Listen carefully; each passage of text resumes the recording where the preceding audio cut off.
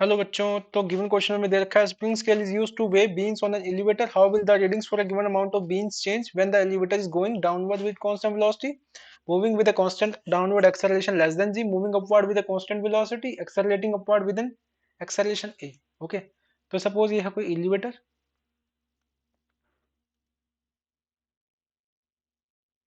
Okay, और यहाँ पे रखा है क्या, एक स्प्रिंग बैलेंस रखा है, स्प्रिंग स्केल रखा है।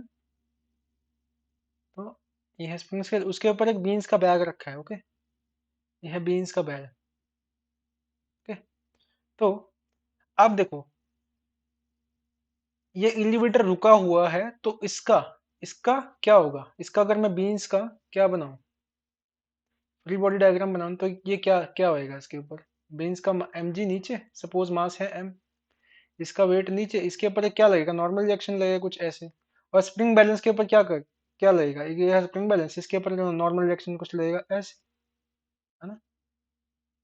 नॉर्मल रिएक्शन ऐसे लगेगा ना स्प्रिंग बैलेंस के ऊपर। तो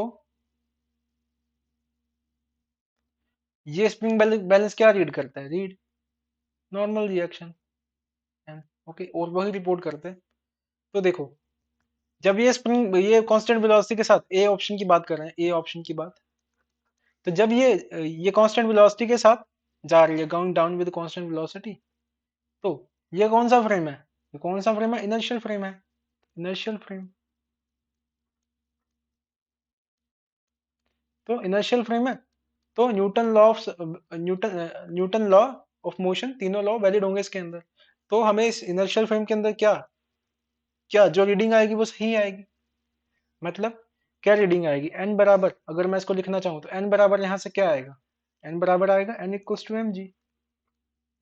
तो इनर्शियल फ्रेम में ये रीड करेगा इतना, एन बराबर एम जी, क्योंकि एक्सेलरेशन जीरो है और इनर्शियल फ्रेम है, मतलब नॉन एक्सेलरेटेड फ्रेम है, तो न्यूटन लॉ सारी वैलिड। तो एन बराबर एम जी। ओके, ठीक है, ये कि ये वे बैलेंस है, ये इतना रीड करेगा। तो देखो अब सेकंड ऑप्शन देखो, सेकंड, अब क्या क्या बोल दिया उन्होंने कि moving with a constant downward acceleration less than g. तो देखो बेटा, अब ये v हटा के मैं यहाँ लगा रहा हूँ एक्सेलरेशन a, अब ये क्या बन गया, अब ये क्या बन गया, non inertial frame, that is acceleration not equals to zero. अब ये बॉडी, ये मास m की बॉडी क्या एक्सपीरियंस करेगी, ये मास m की बॉडी एक्सपीरियंस करेगी एक सूडो फोर्स, fp एक्सपीरियंस करेगी ना, सूडो फोर्स। ये मास m की बॉडी सूडो फोर्स एक्सपीरियंस करेगी, और किस डायरेक्शन में एक्सपीरियंस करेगी, जो लिफ्ट का एक्सेलरेशन है उसके अपोजिट डायरेक्शन में।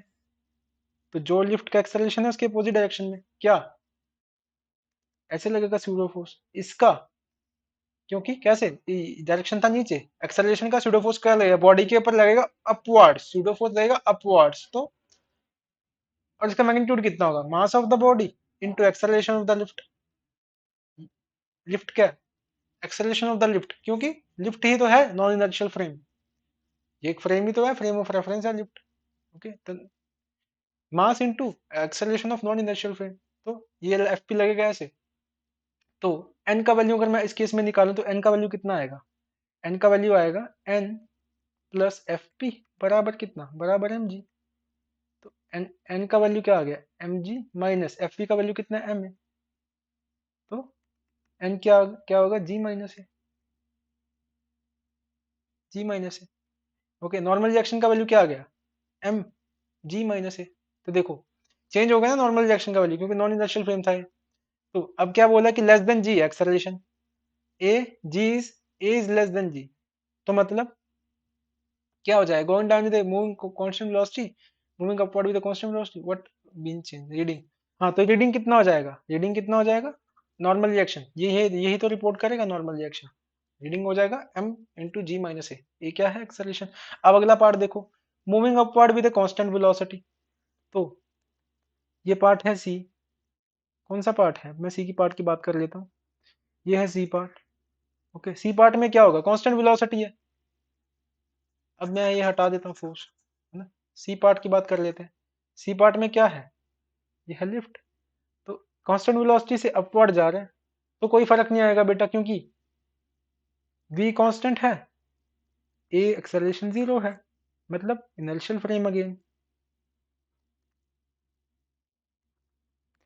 तो सी पार्ट में क्या आएगा, सी पार्ट में रीडिंग आएगा एम जी के बराबर, क्योंकि सूडो फोर्स क्या, इनर्शियल फ्रेम में थोड़ी ना लगता है pseudo force, pseudo force zero होता है इनर्शियल फ्रेम में, यहाँ पे भी जीरो।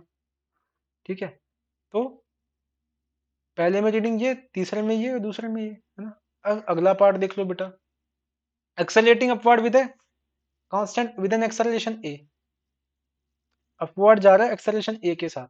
तो अब मैं ऊपर बना रहा हूँ, ये जा रहा है, कौन सा पार्ट, ये सी पार्ट की बात कर रहे हैं, अपवर्ड जा रहा है एक्सेलरेशन उसके साथ, है ना।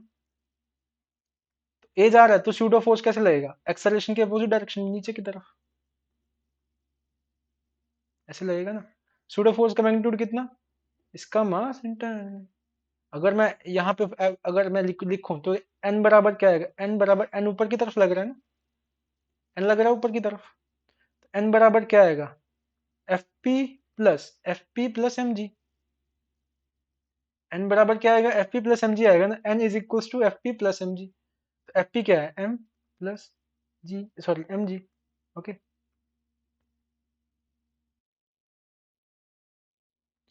तो ये क्या आएगा, ये आएगा एम जी। ओके, एन बराबर आ गया एम इंटू ए प्लस जी। तो देखो बेटा, ये डी केस था बेटा, ये डी केस था। तो पहले केस में जब कांस्टेंट वेलोसिटी के साथ जा रहा था, दोनों केसेस में कांस्टेंट वेलोसिटी के साथ जा रहा था, तो वो जो एक्चुअल रीडिंग है वही दे रहा था, जो एक्चुअल रीडिंग है, यहाँ पे भी एक्चुअल रीडिंग आ रही थी। जब ये रीडिंग क्या हो गया, normal reaction is less then क्या हो गया एमजी, जब ये केस था, जब जब डाउनवर्ड्स जा रहा था, एक्सेलरेशन था क्या डाउनवर्ड्स, यहाँ पे एक्सेलरेशन था अपवर्ड्स, तब डाउनवर्ड एक्सेलरेशन था, तो एन जो आएगा वो लेस देन आएगा एमजी, और मतलब इससे कम आएगा ना नॉर्मल रिएक्शन यहाँ पे, और इस केस में क्या आएगा, इस केस में आएगा n is greater than m g, देख सकते हो ना आप, m m g plus m a greater than m g, उनका वैल्यू आएगा, तो बेटा ऐसे आएगा, है ना। तो आ- तो बेटा बीम बैलेंस में हम क्या करते हैं, बीम बैलेंस में हम टॉर्क का यूज करते हैं, ओके, बीम बैलेंस में हम टॉर्क का यूज करते हैं, I hope, but I hope कि बीम बैलेंस के अंदर जस्ट